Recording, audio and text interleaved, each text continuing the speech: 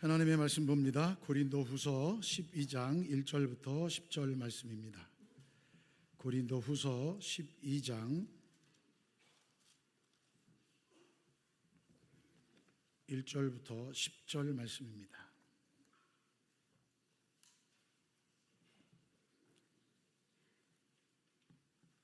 고린도후서 12장 1절부터 10절 말씀 제가 봉독해 올립니다. 무익하나마 내가 부득불 자랑하노니 주의 환상과 계시를 말하리라. 내가 그리스도 안에 있는 한 사람을 아노니 그는 14년 전에 셋째 하늘에 이끌려 간 자라. 그가 몸 안에 있었는지 몸 밖에 있었는지 나는 모르거니와 하나님은 아시느니라. 내가 이런 사람을 아노니 그가 몸 안에 있었는지 몸 밖에 있었는지 나는 모르거니와 하나님은 아시느니라. 그가 낙원으로 이끌려가서 말로 표현할 수 없는 말을 들었으니 사람이 가히 이르지 못할 말이로다. 내가 이런 사람을 위하여 자랑하겠으나 나를 위하여는 약한 것들 외에 자랑하지 아니하리라. 내가 만일 자랑하고자 하여도 어리석은 자가 되지 아니할 것은 내가 참말을 함이라. 그러나 누가 나를 보는 바와 내게 듣는 바에 지나치게 생각할까 두려워하여 그만두노라. 여러 계시를 받은 것이 지극히 크므로 너무 자만하지 않게 하시려고 내 육체에 가시 곧 사탄의 사자를 주셨으니 이는 나를 쳐서 너무 자만하지 않게 하려 하심이라. 이것이 내게서 떠나가게 하기 위하여 내가 3번 주께 간구하였더니 나에게 이르시기를 내 은혜가 내게 족하도다. 이는 내 능력이 약한 데서 온전하여 짐이라 하신지라. 그러므로 도리어 크게 기뻐함으로 나의 여러 약한 것들에 대하여 자랑하리니 이는 그리스도의 능력이 내게 머물게 하려 함이라. 그러므로 내가 그리스도를 위하여 약한 것들과 능력과 궁핍과 박해와 곤고를 기뻐하노니 이는 내가 약한 그때에 강함이라. 아멘. 할렐루야. 우리 전후자고 계신 분들과 함께 인사할까요? 사랑합니다. 축복합니다. 네, 주님의 여러분 사랑 축복합니다. 무더운 날씨가 계속 됩니다. 또 이게 비가 또 많이 온다는 예보가 있습니다. 여러분 건강 또 유의해 주셨으면 고맙겠습니다. 또 하나님께서 큰 은혜 가운데 여러분들 붙들어 주시기를 간절히 소망합니다. 이제 또 여러분들 지난주보다 좀 업그레이드된 버전 받으셨죠? 예. 지난주하고는 게임이 안 되는, 제가 지금 안 하던 짓을 자꾸 하고 있습니다. 그러니까 그 안 하던 짓을 자꾸 하는 것은 우리가 그 받은 은혜를 좀 잊지 않고자 하는 몸부림입니다. 몸부림. 그리고 한 분이라도 이걸 통해서 뭔가 좀 말씀의 은혜를 경험할 수 있다면 해보자 이거예요. 그래서 제가 이렇게 드렸더니 우리 정기훈 목사님이 이렇게 예쁘게 만들어서 프린트한 거예요. 여러분 감사하죠. 예, 아무튼 고맙습니다. 큰 또 도움이 되었으면 좋겠습니다.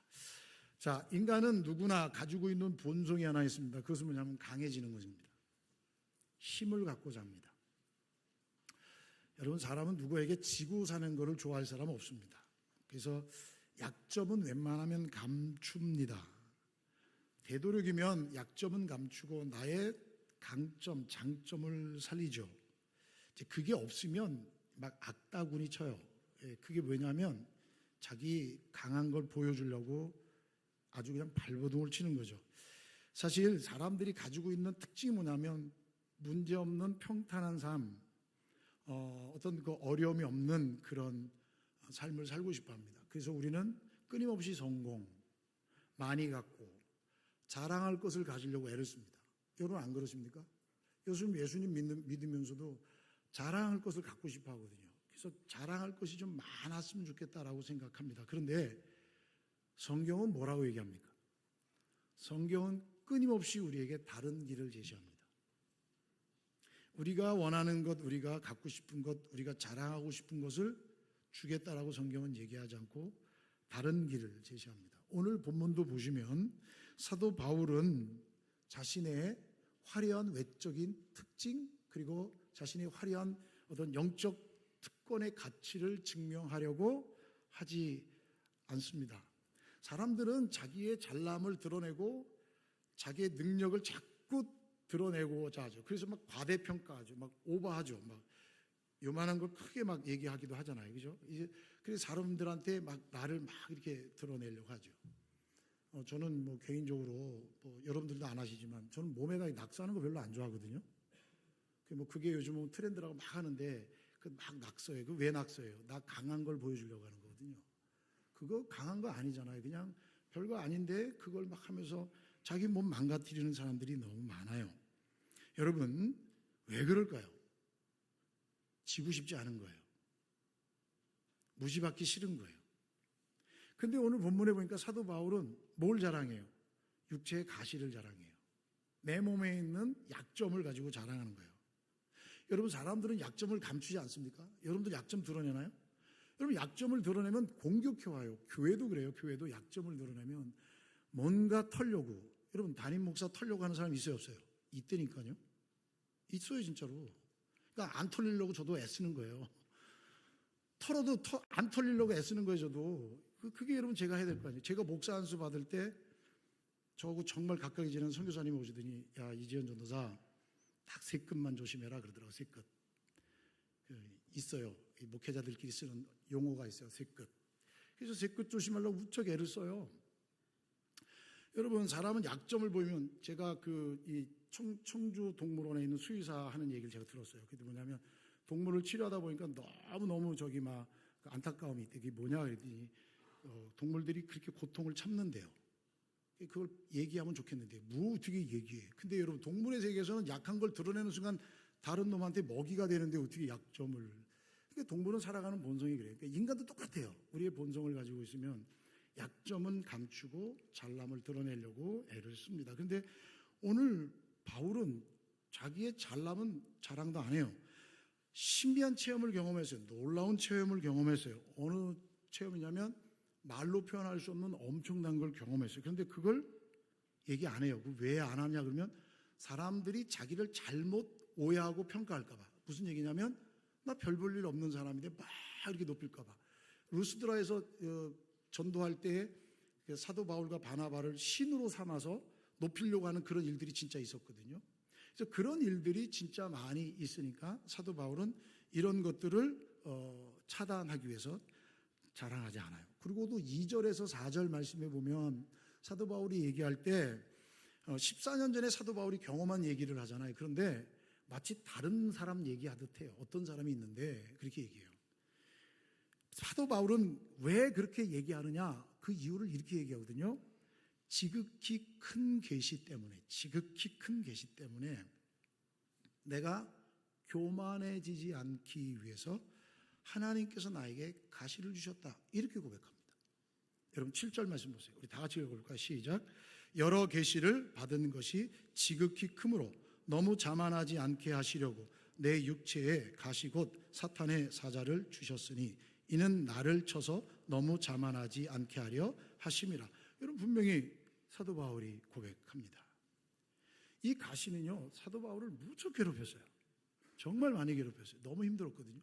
사도 바울이 능력 있는 사람 아니에요. 그가 쓰고 있던 손수건을 갖다 대면 병자가 낫고 죽은 자가 일어나고 착고가 풀리고 엄청난 경험을 했는데 본인의 육체의 가시 때문에 너무너무 괴로워했어요.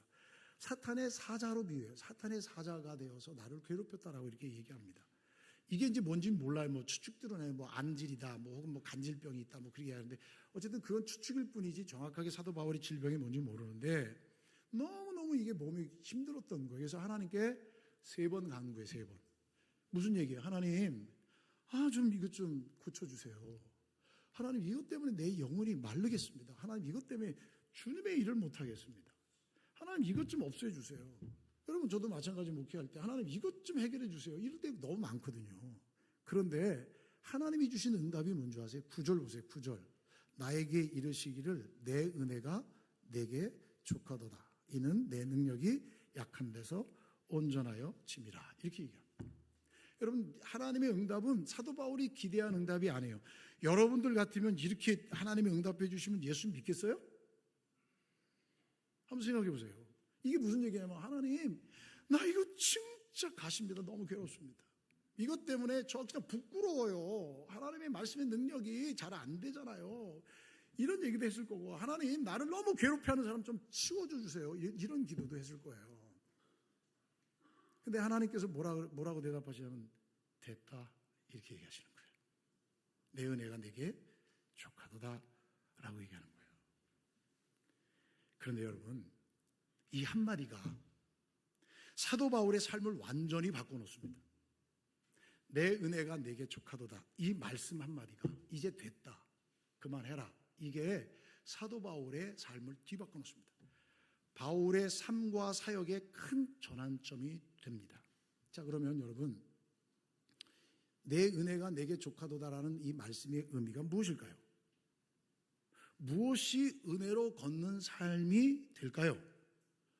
왜 하나님께서는 사도 바울에게 내 은혜가 내게 족하도다라고 이렇게 말씀하셨을까요? 여러분, 하나님의 은혜는, 여러분 꼭 기억하셔야 합니다. 하나님의 은혜는 문제 해결이 아닙니다. 하나님의 은혜는 내가 힘들어하는 것을 해결해 주는 게 은혜가 아닙니다.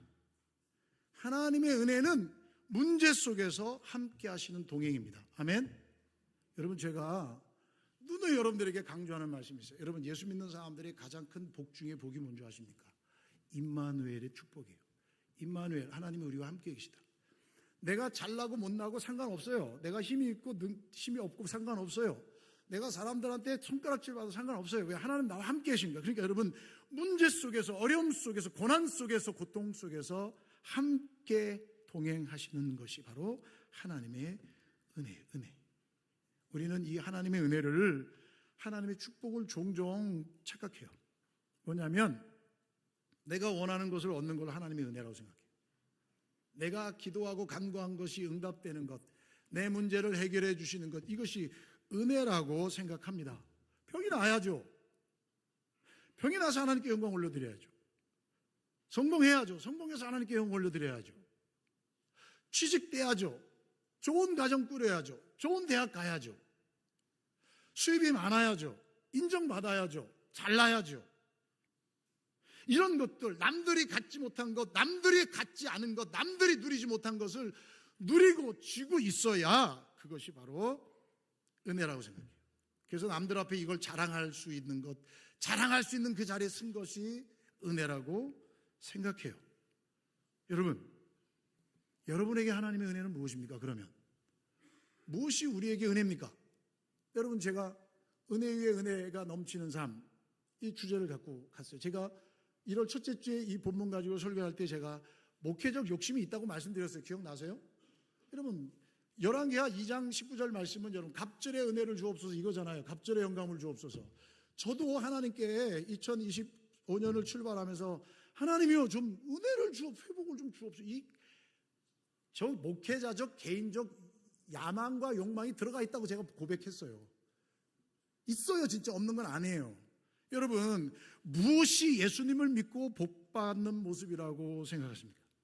응답받고 해결받고 고침받고 부해지고, 그래서 남들에게 어깨에 힘줄 수 있는 것, 그런 상태가 되면 하나님의 은혜입니까? 물론 하나님께서는 예수 믿고 그렇게 하게 해 주실 수 있어요. 근데 하나님께서 그렇게 해 주시는 이유는, 목적은 하나입니다. 그걸 통해 예수님이 어떤 분인가를 드러내야 합니다. 이해가 되세요? 나 잘남 자랑하면 그거 의미가 없는 거예요. 하나님께서 그렇게 역사해 주시기도 해요. 그래서 우리가 간절히 기도하면, 제가 대학 때부터 경험한 응답이 하나 있어요. 내 문제는 응답을 안 해주시는 거예요. 그런데 다른 사람 문제를 가지고 하면 응답이 진짜 빠른 거예요. 우리 집사람도 그것 때문에 고민할 거예요. 저 인간은 왜 이렇게 남한테 오지랖이 넓은지. 제가 살아가는 방법이거든요. 내 문제는 응답을 잘 안 해주셔요. 내 문제는.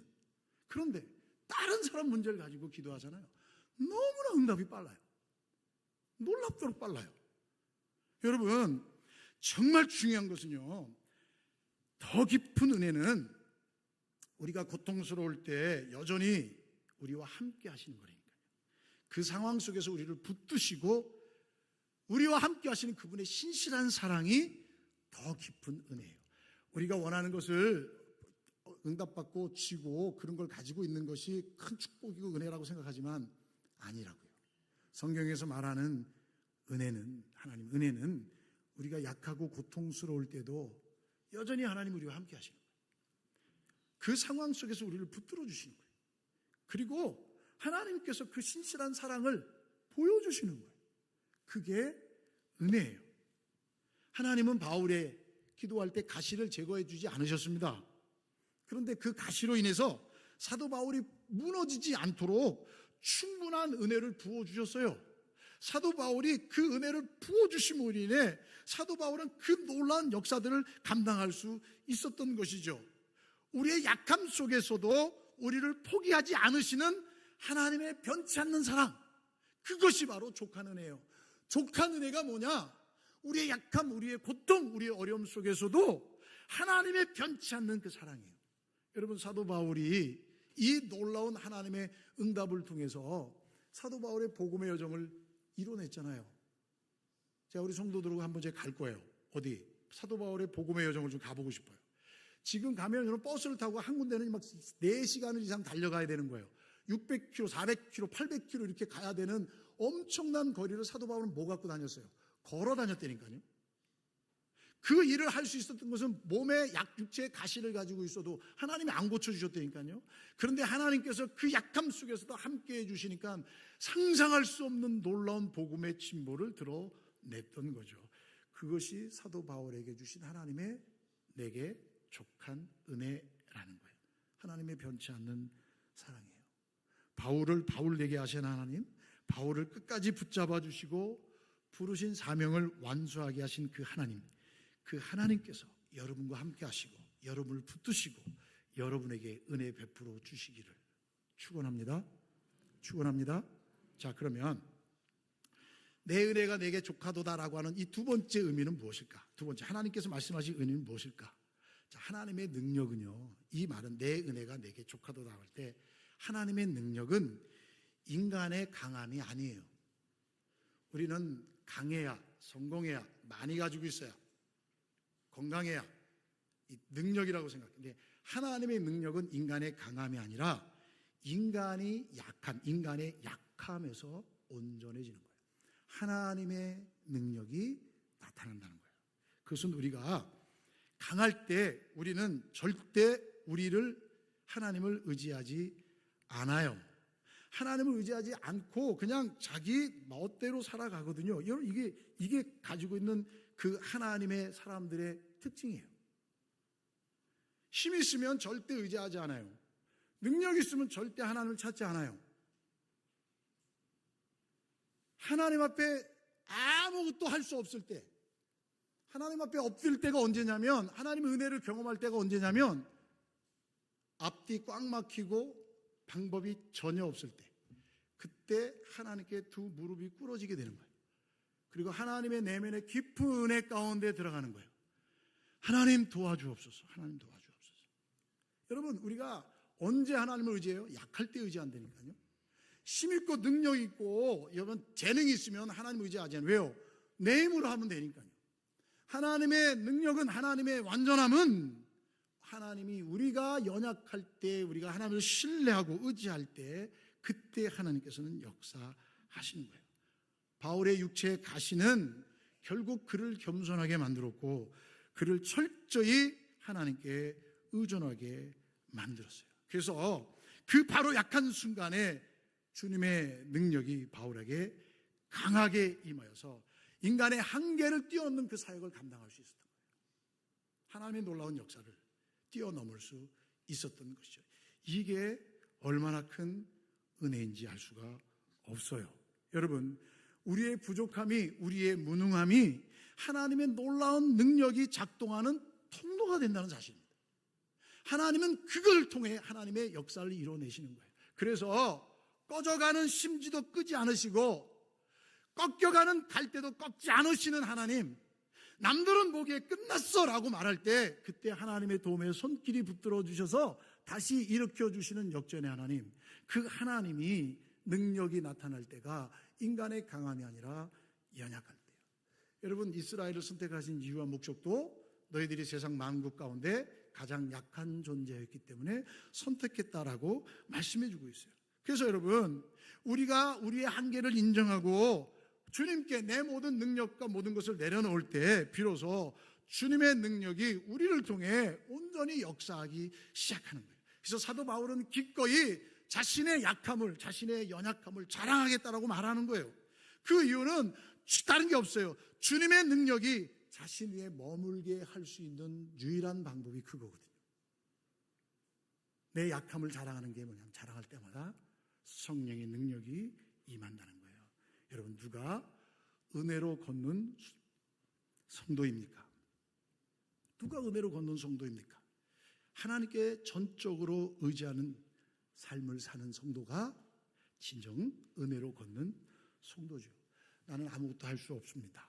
나는 하나님 없이는 살아갈 수 없는 존재입니다. 라고 고백할 때 하나님 역사하십니다. 자, 그렇다면 은혜로 걷는 성도의 신앙의 자세는 그럼 어떠해야 되느냐라는 질문을 던져요. 그럼 우리가 신앙의 자세를 어떻게 가지고 가야 되느냐? 우리 지난주에 이어서 두 번째잖아요. 자, 하나님께서 내 은혜가 내게 족하도다라고 말씀하셨을 때 사도 바울의 반응이 뭐예요? 요즘 9절 보시면 이렇게 얘기합니다. 도리어 크게 기뻐함으로 나의 여러 약한 것들에 대하여 자랑하리니. 여러분, 오히려 자신의 약한 것, 능력, 궁핍, 박해, 공고를 기뻐한다는 거예요. 여러분, 이 말이 이해가 되십니까? 하나님께서 주신 이 은혜 위에 은혜로 걷는 매일의 삶을 살아가는 성도의 자세가 뭐냐? 다른 것이 아니라 약함, 궁핍, 능력, 굴력, 곤고, 이 속에서 기뻐한다는 거예요. 세상적인 관점에서 보면 정말 이해할 수 없는 역설적인 반응이죠. 여러분, 이런 상황이면 화를 내야 되고, 이런 상황이면 여러분 숨어야 되고, 이런 상황이면 여러분 포기해야 되고 널브러져야 되는 거예요. 그런데요, 사도 바울은 이것이 진정한 그리스도인의 신앙의 자세라고 얘기해 주는 거예요. 왜요? 왜 이것이, 우리가 그토록 싫어하는 이것이 왜 신앙의 자세가 바로 이거냐? 내가 약할 그때에 곧 강함이라 라고 말씀하고 있는 거예요. 자신의 약함이 하나님의 능력의 통로가 된다는 거예요. 자, 그러면 은혜로 걷는 성도들의 자세는 약함을 통해서 첫 번째 뭐냐? 그리스도의 능력을 경험하려는 열망이 있어야 한다는 거예요. 그리스도의 능력을 경험하려는 열망, 이게 우리 가운데 있어야 돼요. 2023년도 정말 힘들었습니다. 저 개인적으로도 여러 가지 일들이 막 있었잖아요. 다 아시죠? 그때 막 전화가 오고 난리가 났어요. 저한테. 목사님, 큰일 났어요. 왜요? 이런 일이 있어요. 네, 알고 있어요. 뭘 해야 될 거 아니에요? 아니요. 제가 아니지, 아무것도. 저한테 전화 받으신 분이 있으세요? 한 명도 없어요. 왜요? 제가 한 통도 안 했거든요. 그때 제 마음이 어떤 마음이었는지 아십니까? 하나님이 하세요. 하나님이 가라 하면 저 가겠습니다. 하나님이 머물라 하면 저 머물겠습니다. 여러분, 제가 뭘 할 수 있어요? 아니, 제가 목회자지 성도들한테 저의 신변을 보호해달라고 부탁할 그럼 쪼잔한 사람이 되면 어떻게 말씀을 전하겠어요? 여러분들이 저를 담보해 주는 사람입니까? 아니거든요. 물질이 여러분들을 담보해 주십니까? 아니거든요. 지식이 여러분들을 담보해 줍니까? 아니거든요. 우리를 지킬 수 있는 분은 누구예요? 하나님 한 분밖에 없어요. 믿으십니까? 여러분, 이게 하나님께 맡길 수밖에 없는 거예요. 웬들 저는 다른 생각 안 했겠습니까? 만약에요, 제가 그때 힘이 있었잖아요. 저 여기 없어요, 지금. 저 능력이 있었잖아요. 저 벌써 갔어요. 제가 그렇게 센 사람이 아니거든요. 하나님께 맡긴 거예요. 주님, 저는 할 수 있는 게 없습니다. 제가 여기 오고 싶어서 온 거 아니잖아요. 하나님이 보내셨잖아요. 제 순종했잖아요. 그럼 하나님이 하세요. 하나님이 머물라면 머물고 가라 하면 가겠습니다. 그게 제 마음이에요. 지금도 마찬가지예요. 제가 2008년도 부임해서 그랬거든요. 여러분들에게 설교할 때. 이 일은 하나님이 하십니다. 저는 저의 신변을 위해서 여러분들에게 구걸하지 않겠습니다. 제가 설교 시간에 말씀드렸거든요. 지금도 변함이 없어요. 능력 있냐고요? 없어요. 가진 거 있냐고? 없어요. 그럼 전 누굴 믿어요? 하나님 믿는 거예요. 야, 너 그렇게 살면 안 돼. 맞아요. 근데 저 하나님 믿는 거예요. 하나님을 의지하는 거예요. 하나님이 죽이시면 죽을 거고요. 살리시면 살 거예요. 근데 그 일이 지나갔으면 뭔가 좀 평탄해야 되는데 작년에 또 난리 났잖아요. 제가 청년부 들어갔어요. 그날 청년부 들어가서 청년들한테 그랬어요. 얘들아, 미안하다. 하지만 목사님이 너희들한테 장담하는데 저 편말에 섞여 있는 것 추워도 난 부끄러움이 없다. 그러니 너희들 자리를 좀 지켜다오. 이 일은 목사님이랑 장로님들이 해결할게. 너희들은 자리를 좀 지켜줄 수 있겠니? 목사님 추워도 잘못이 없다. 물론 나중에 너희들이 지금 이 시간을 모면하려고 내가 거짓말 할 수 있다. 나중에 탄로나면 나 그냥 도망가면 된다. 이제 목사 그럴 줄 몰랐는데 그건 뒤통수에 하는 거니까 저 상관없다. 나 도망가면 된다. 그런데 이 자리에 내 딸이 셋이 있다. 내가 만약에 거짓말을 하고 도망가면 평생에 이 딸들 앞에서 부끄러운 아버지, 부끄러운 목회자, 저들의 신앙을 가로막는 사람이 될 거다. 하지만 우리 딸들이 셋이 있는데 추워도 나는 부끄러움이 없다. 그러니 너희들은 너희 자리를 지켜다오. 움직이지 마라. 해야 될 일들 해라. 교육부서에서 열심히 봉사해라. 나머지는 목사님께 맡겨라. 그리고 하나님께 좀 기도했습니다. 하나님 도와주세요. 사랑하는 여러분, 하나님께서 일하시는 방법은요, 저를 여러 가지 흔들어요. 사도 바울도 가시가 있었다니까요. 저에게 가시 없겠어요? 제가 하나님께 기도했어요. 하나님, 왜 납니까? 왜 납니까?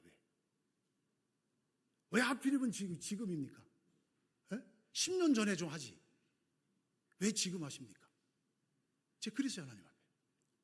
근데 하나님께서 저에게 주시는 마음의 메시지가 뭐냐면, 네가 약할 때 곧 내가 강함이야. 이게 하나님 응답이에요, 저한테. 그렇게 가는 거예요. 저의 평생에 그렇게 갈 거예요. 여러분들이 저를 담보해 주지 않는다니까요. 하나님이 저를 지켜주신다니까요. 여러분들의 인생을 다른 것들이 담보해 주지 않는다니까요. 하나님이 지켜주신다니까요. 믿으십니까? 그 믿음으로 살아가는 사람이 성도의 자세예요. 은혜 위를 걷는 성도의 자세예요. 이 약함을 통해서 내가 약하고 쭈그러드는 게 아니에요. 주님과 주님의 능력을 경험하려는 갈망이 있어야 돼요. 그러려면 어떻게 돼요? 하나님께 엎드리는 거예요. 하나님께 맡기는 거예요. 하나님의 능력, 사도 바울도 그리스도의 능력이 내게 머물게 하려 합니다. 내가 약할 때 꼭 강하면 그리스도의 능력이 내게 머물려 한다라는 사실을 깨달았어요. 그래서 자기의 약점을 전혀 숨기지 않아요. 극복하려고 애쓰지 않아요. 오히려 그것을 기꺼이 받아들이고 자랑합니다. 왜냐하면 그 길을 통해서 그 약함 자리에서 예수 그리스도의 능력이 강하게 임재하여 자신을 통해 역사하실 것을 믿었기 때문이죠. 성도 여러분, 강해지려고 애쓰지 마세요. 부해지려고 애쓰지 마세요. 여러분, 그런 거 하지 말란 얘기가 아닙니다. 그런 것들이 나를 지켜주지 못한다는 거예요. 오직 하나님의 능력이 내게 머물 수 있는 그 방법이 뭐냐? 그것은 바로 약함을 통해서 우리의 겸손함, 심령이 가난한 자가 되어서 하나님의 은혜 가운데 있는 거예요. 여러분, 많이 가진 사람이 겸손해질 수 없나? 있어요. 능력 있는 사람이 겸손해질 수 없나? 있어요. 모든 것을 다 할 수 있는 능력 있는 사람이 겸손해질 수 없느냐? 있어요. 언제? 이것이 내 것이 아닌 하나님으로부터 왔다는 사실을 고백할 때 겸손해져요. 그럼 하나님이 그를 통해 역사하셔요. 약해지는 거 두려워하지 마세요. 왜냐하면 우리가 약할 때 주님이 강하시기 때문이죠. 두 번째로 우리가 은혜로 걷는 성도들의 자세는 뭐냐? 고난을 통해 주님과 더 깊이 연합하는 거예요. 여러분 10절 보세요. 그러므로 내가 그리스도를 위하여 약한 것들과 능력과 궁핍과 박해와 공고를 기뻐하노니 이는 내가 약한 그때에 강함이라. 여러분, 이 고백은 개인적인 만족이 아닙니다. 오직 사도 바울은 그의 그리스도의 사역과 그분의 영광을 위해서인 거예요. 다른 말이 아니에요. 이걸 통해서 하나님이 영광을 드러내기를 원하시는 거예요. 주 예수 그리스도와 함께 연합되어서 주님의 일을 하는 거예요. 하나님의 영광을 드러내는 복의 통로예요. 고통의 인내, 참는 것은요, 이게 막연히, 여러분, 막연히 그냥 이 뭔가를 얻기 위해서 감내하고 있는 게 아니에요. 이 시간만 지나면 내가 뭘 하겠다, 이게 아니에요. 이 고난을 인내하는 것은요, 오직 예수 그리스도를 위한 것이어야 가치가 있어요. 내가 반드시 뒤집어 엎을 거야, 그건 자기의 욕망이죠. 그런데 이 인내하는 이유가 다른 겁니다. 하나님의 일하심을, 하나님의 영광을 드러나기를 원합니다라고, 모든 것은 하나님을 위한, 주님을 위한 것이어야 가치가 있는 거예요. 바울은 약할 그때의 강함이라는 그 사실을 체득했던 거죠. 비록 약함과 능력과 핍박 등 이 모든 것들을 항상 내가 짊어지고 다녔지만 그리스도를 위하여 기뻐하였다라고 고백할 수 있는 거예요. 그래서 사도 바울은 겸손할 수 있었던 거예요. 겸손했어요. 자기 부인의 삶을 걸어갈 수 있었어요. 저에게도 많은 분들이 그런 얘기합니다. 이 목사 그릇이 큰 것 같아. 그런 얘기 좀 많이 들었어요. 아닙니다. 하나님이 보내신 뜻이 있습니다. 할 일이 있습니다. 저한테도 하나님, 저 아직 사역에 배가 고픕니다. 하나님 저에게도 더 은혜를 더 주시지요. 그럼 하나님 뭐라고 대답하실 것 같아요? 내 은혜가 내게 족하도다, 이렇게 말씀하신다니까요. 네, 하나님, 제가 뭘 할까요? 주님이 인도해 주옵소서. 예, 겸손할 수밖에 없는 거예요. 누가요? 사도 바울도, 저도 마찬가지고 여러분들도 마찬가지고요. 하나님 앞에 겸손해질 수밖에 없는 거예요. 나를 부인하는 거예요. 이건 내가 한 게 아니에요. 하나님이 하신 거예요. 육체 가시는 그를 늘 겸손하게 했어요. 내가 힘들고 어려운 과정 속에 있을 때 늘 겸손해질 수밖에 없는 거예요. 왜요? 이 일을 통해 하나님은 역사하시고 하나님의 영광을 드러내시기 위해죠. 은혜로 걷는 성도는 오직 하나님의 은혜로만 살아갑니다. 자, 그렇다면 하나님께서 원하시는 은혜로 걷는 매일의 삶은 무엇일까? 하나님이 원하시는 매일의 삶은 무엇일까? 첫 번째는요, 하나님 의존적 삶을 사는 거예요. 하나님 의존적 삶. 그것은 뭐냐? 약함을 숨기지 않고 하나님께 아뢰는 거예요. 이게 여러분 다른 거 아닙니다. 이거 욕심 아닙니다. 하나님을 전적으로 의존하는 겁니다. 내 연약함, 나의 부족함을 하나님께 토로하는 것은 이건 절대 흠이 되지 않습니다. 우리는 약한 것을 감추려고 합니다. 하나님은 우리의 모든 약함을 이미 다 아십니다. 하나님께서는 오히려 하나님께서 우리의 약함을 통해 일하시기를 원하십니다. 사도 바울처럼 아뢰십시오. 하나님께서는 어쨌든 진실한 고백에 응답해 주실 거예요. 물론 가시를 제거해 주시기도 하고, 때로는 가시를 그냥 통해서 놔둬서 역사하실 수도 있어요. 그건 하나님의 절대 주권이니까 하나님을 절대적으로 의존하고 하나님께 기도하는 거예요. 하나님 도와주옵소서. 여러분, 그것이 진짜 하나님이 원하시는 성도의 삶이에요. 두 번째로, 고난은 피하는 게 아니에요. 고난은 성장의 기회예요. 고난은요, 진짜 더 성장의 기회예요. 저에게도 지난 2년 반은요, 저에게 은혜의 시간이었어요. 저 진짜 솔직히 고백합니다. 저 진짜 제가 가면서 제가 하나님 앞에 회개한 게 뭔지 아십니까? 하나님, 제가 교만했습니다. 였어요. 하나님, 제가 교만했습니다. 제가 하려고 했습니다. 하나님, 잘못했습니다. 하나님 도와주세요. 오히려 여러분, 더 하나님의 은혜 가운데 매달리게 되는 거예요. 고난은 피할 게 아니에요. 부딪혀서 싸울 필요도 없어요. 그거 싸운다고 영광의 상처만 남는 거 없어요. 이 고난은 하나님께 철저히 엎드리면서 하나님을 의존하면 성장의 기회가 되는 거예요. 즉, 고난 속에서도, 역경 속에서도 믿음을 유지해 나가는 것. 그래서 제가 여러분들에게 말씀드린 게 있어요. 믿음이 뭐라고요? 버티는 거예요. 믿음은 다른 게 아니에요. 버티는 거예요. 고난과 역경 속에서 하나님을 향한 우리의 신실한 믿음의 고백을 포기하지 않는 거예요. 바울은 이런 고난을 기뻐한다고 했어요. 이 고난 자체를 즐기는 게 아니에요. 고난 속에서 하나님의 능력이 나타나고 자신이 더 강해지고 있다는 사실을 깨달았기 때문에 기뻐한다는 거예요. 그러니까 우리에게 다가오는 고통, 역경, 실패들을 불평과 좌절의 이유로 삼지 마십시오. 오히려 이 고난을 통해서, 이 역경과 실패를 통해 하나님을 더욱더 깊이 의지하고 영적으로 성숙해질 수 있는 기회로 삼으십시오. 우리 앞에, 여러분들 앞에 무슨 고난이 있을지 모릅니다. 우리 가운데도 많은 고난이 있지 않습니까?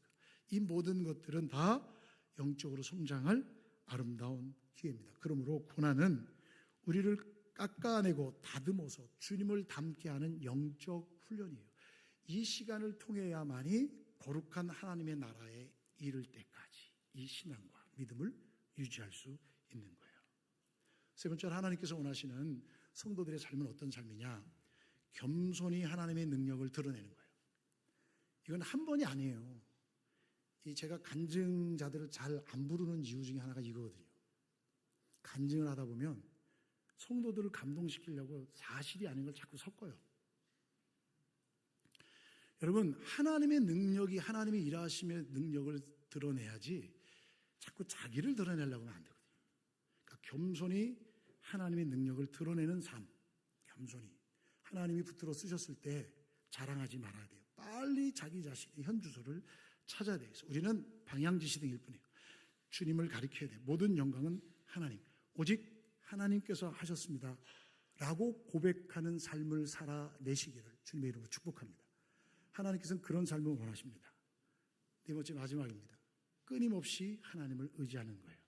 내 은혜가 내게 족하도다.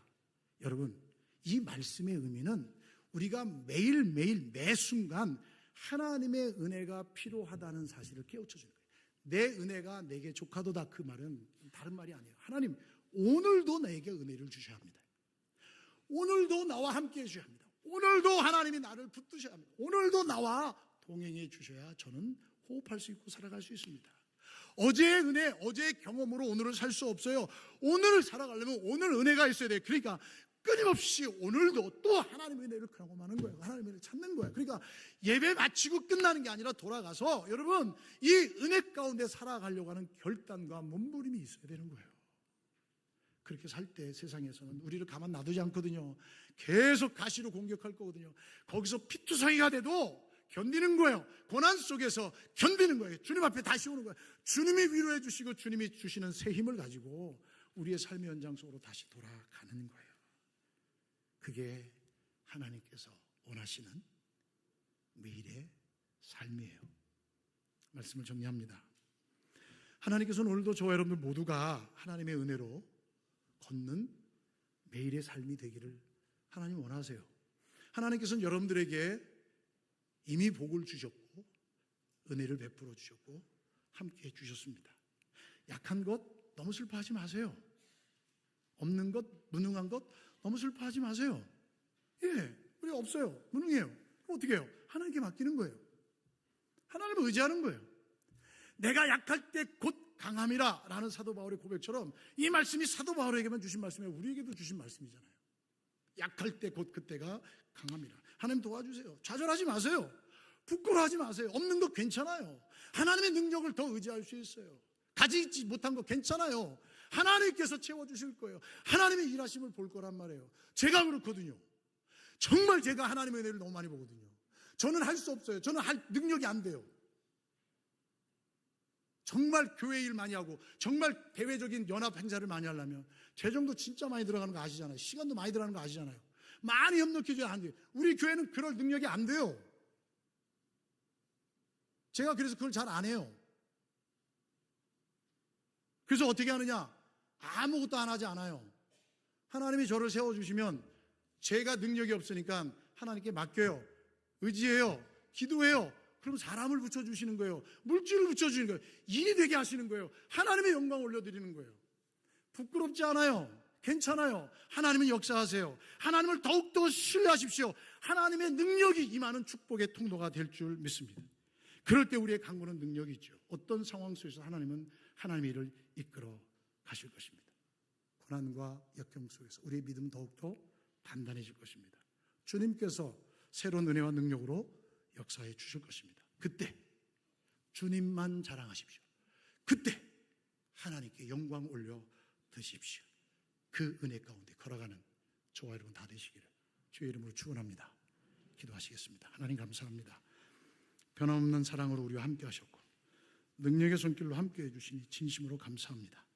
하나님 다시 한번 우리를 붙들어 주시고 하나님의 능력 가운데 거할 수 있게 도와주시되 하나님과의 신실한 믿음의 연합, 하나님을 신뢰하고 의지하는 그 믿음의 고백이 흔들리지 않도록 도와주시옵소서. 우리의 연약함, 부족함 그대로 주님 앞에 나갔습니다. 주님께서 채워주시고, 주님께서 붙들어 주시고, 주님께서 함께해 주셔서 하나님의 영광이 드러나고 오직 하나님께만 영광 올려드리는 우리의 삶이 되게 하여 주시옵소서. 샤론교회가 그런 은혜 가운데 걸어갈 수 있도록 복을 더하여 주시옵소서. 예수님의 이름으로 기도하옵나이다. 아멘. 우리 자리에서 다 일어나셔서 찬송가 94장 함께 찬양하시겠습니다.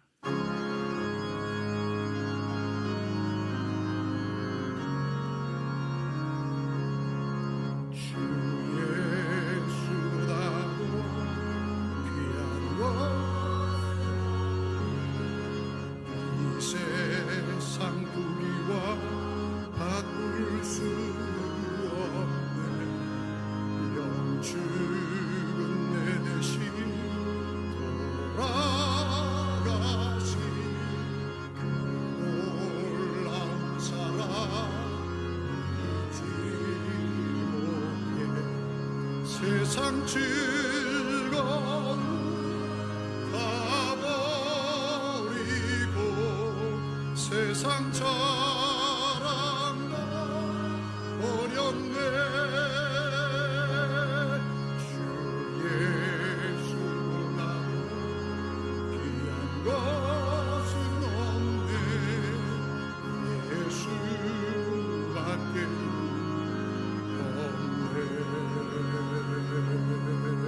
주 예수보다도 귀한 것은 없네.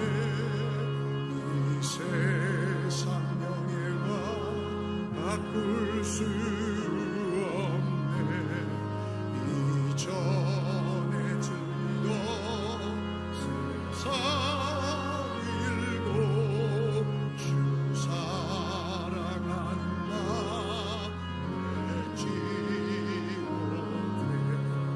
세상 즐거움 다 버리고 세상 자랑 다 버렸네.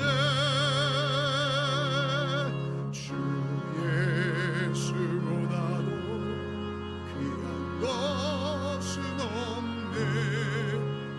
예수밖에는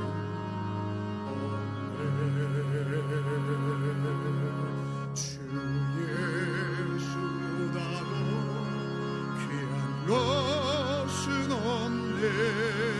이 세상의 것과 바꿀 수 없네. 유혹과 핍박이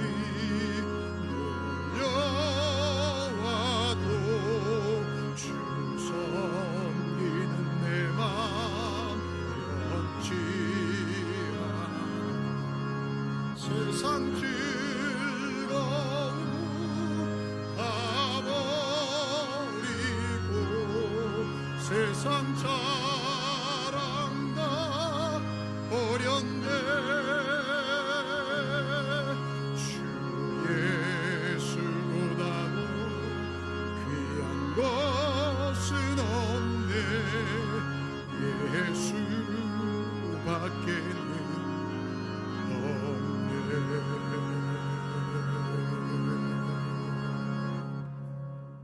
지금은 우리의 유일한 구원자이시며 우리의 생명 되시며 우리의 소망 되신 우리 주 예수 그리스도의 은혜와 독생자 외아들 아낌없이 우리 가운데 보내주신 하나님 아버지의 넓고 다함이 없는 그 사랑하심과 우리로 깨닫게 하시고 고백케 하시며 순종케 하시는 성령 하나님의 위로교통 감동하심의 역사가 하나님이 일하심을 기뻐하는 믿음의 고백, 하나님의 손에 붙들려 복의 통로로 살아가는 은혜 위를 걷는 거룩한 성도, 하나님의 나라와 영광을 위해서 모든 것을 순종하며 인내하며 믿음으로 성장할 것을 소망하고 기쁨 가운데 일어서는 주의 모든 믿음의 성도들 머리머리 위에와 가정 위에 일터 위에 자녀들 위에 환우들의 부르짖음 위에 해군에 가 있는 자녀들 성도들 머리 위에 복중의 생명까지 이제로부터 영원토록 함께 있을지어다.